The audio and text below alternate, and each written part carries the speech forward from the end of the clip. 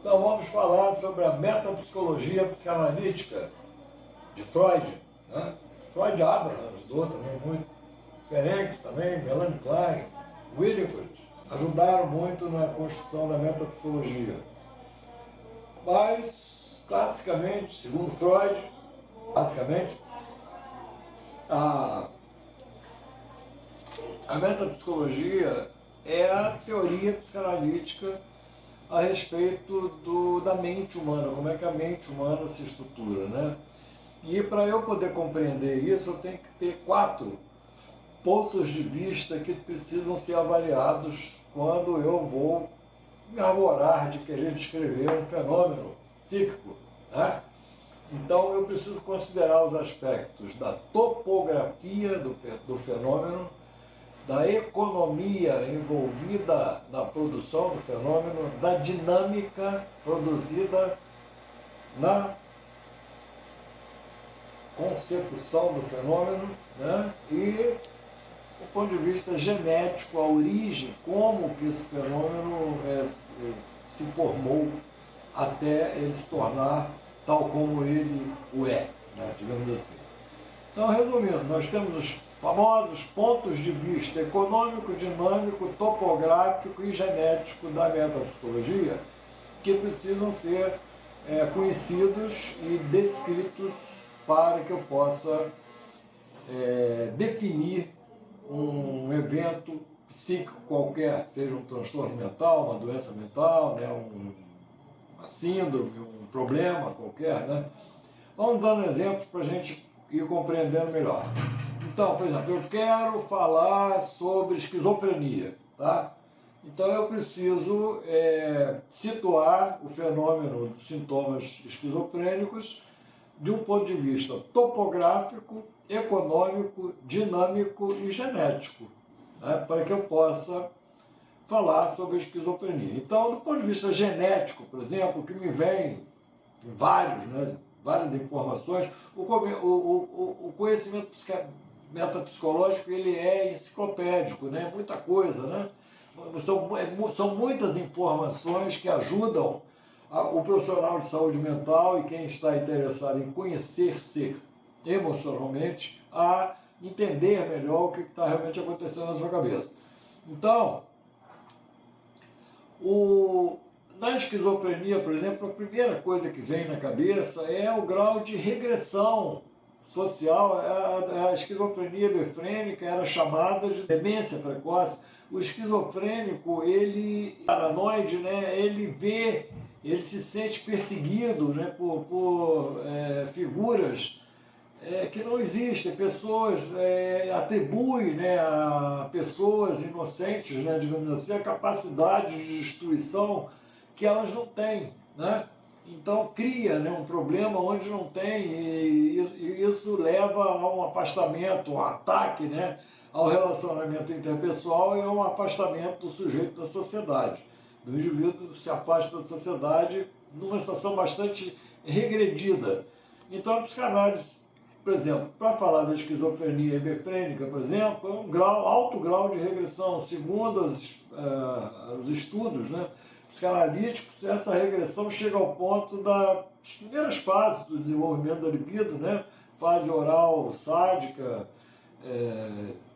que não é oficialmente rotulada como sádica. Isso até confunde um pouco o estudante no início, né, mas é uma fase onde o sadismo é uma crueldade nominável, né? Quer dizer, uma crueldade sem consideração nenhuma pelo objeto, né? É uma ruthlessness, segundo Winnicott, né? Então, o sujeito, esse nível de regressão, lidando com esse nível de sentimento, de ocorrência psíquica, né, dentro do seu psicossoma, né, ele fica completamente paralisado e à mercê dessas intempéries aí que simplesmente paralisam a vida dele completamente. Por exemplo, é impossível um esquizofrênico e hebefrênico trabalhar, por exemplo, não é possível. Ele está numa regressão muito mais para ficar dependendo da família, trancado dentro do quarto lá, alucinando, delirando, se sentindo acuado, com impulsos suicidas, vozes perturbando, pensamentos completamente sem vínculo mais com o mundo externo, né? Uma coisa assim, não é à toa que o nome era demência precoce, né? Então, um grau de uma regressão mental enorme. Agora, o mais assim significativo disso é o que foi demonstrado por Seychellois, por exemplo, Frida von Heissmann e outros terapeutas psicóticos, Rosenfeld, Biel, Winnicott, de que numa boa psicoterapia de orientação psicanalítica freudiana, né, esses pacientes eles são recuperáveis. Então existe o trabalho do professor Benedetti lá na Suíça, por exemplo, de vários outros, né, profissionais dessa área, eles são em boas condições. E a gente falou aí numa palestra, dentro de um vídeo desse aí sobre que a psicanálise pode ajudar na dependência química, né, grave e tal. A mesma coisa aqui na psicose esquizofrênica e befrênica, né, a orientação, né, contextual do que é e o que se pode fazer, né. Então você está lidando com uma coisa extremamente regredida, do ponto de vista genético, né? Do ponto de vista topográfico, você está lidando muito mais com o inconsciente do que com o consciente, com o pré-consciente. Há uma atrofia enorme do que a gente conhece como consciente social, né, digamos assim, na esquizofrenia befrênica. O sujeito está para lá de Marrakech, né? O sujeito está muito longe, muito distante, né, de qualquer tipo de vínculo social, ele não quer esse vínculo, ele destruiu esses vínculos todos.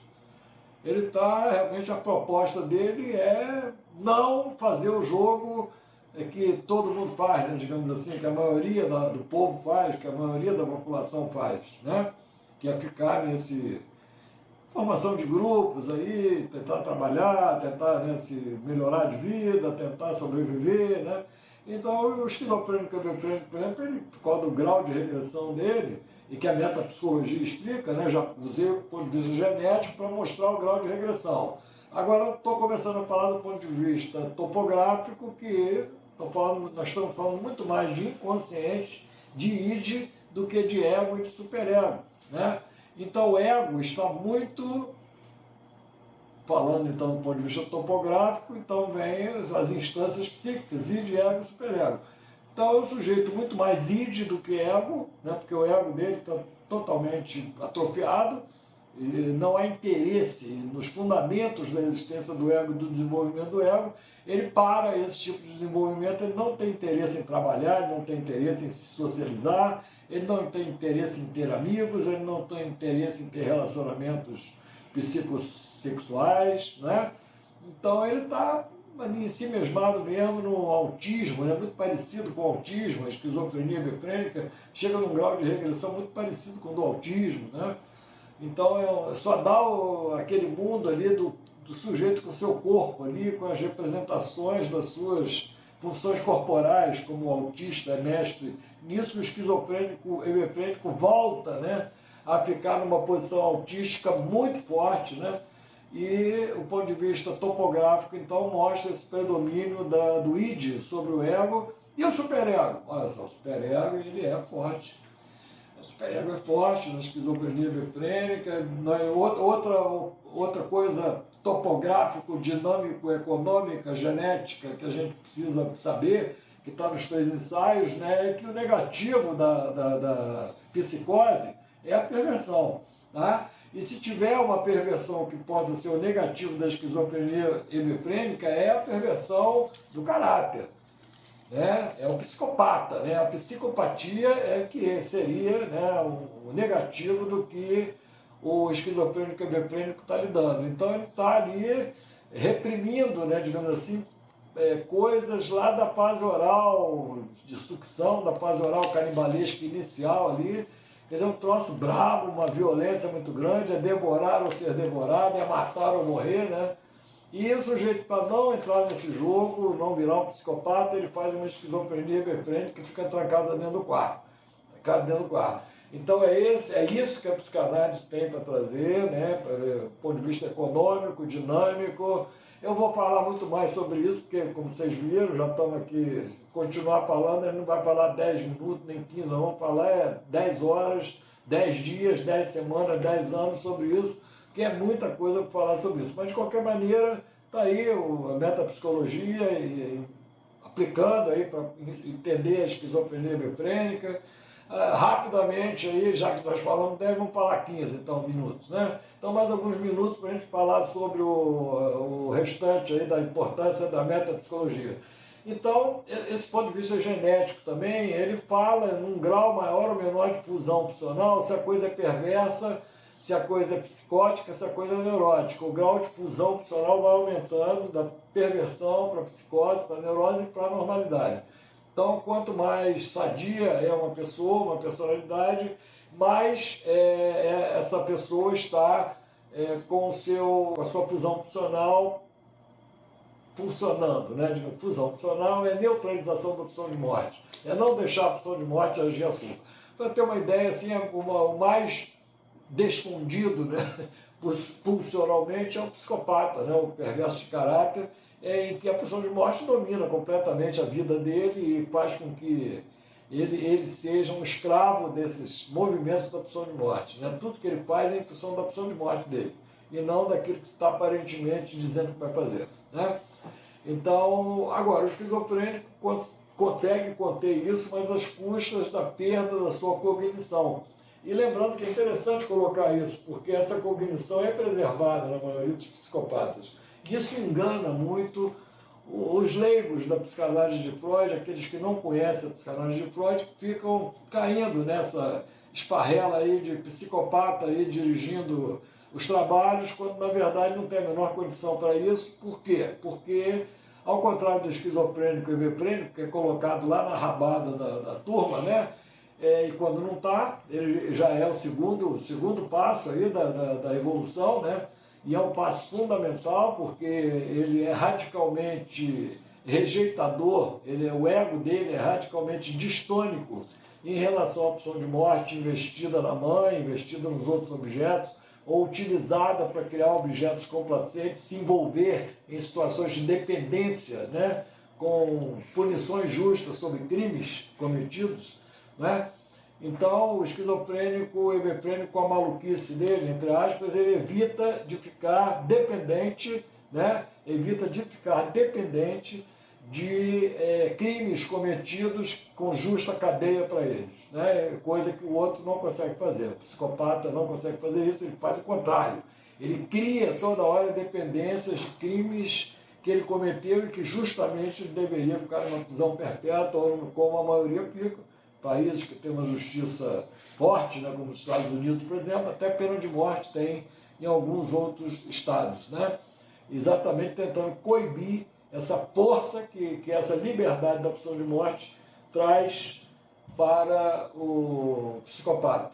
Né? Então, uma sociedade sem lei, uma sociedade com relativização da lei, ela vai correr esse risco de ficar refém, né, da chantagem do psicopata. Convidar vocês para se inscreverem no meu canal do YouTube, Psicanálise Léo. No meu canal do YouTube, vocês vão encontrar dezenas de vídeos a respeito de psicopatologia, psiquiatria e psicanálise, e da articulação entre elas.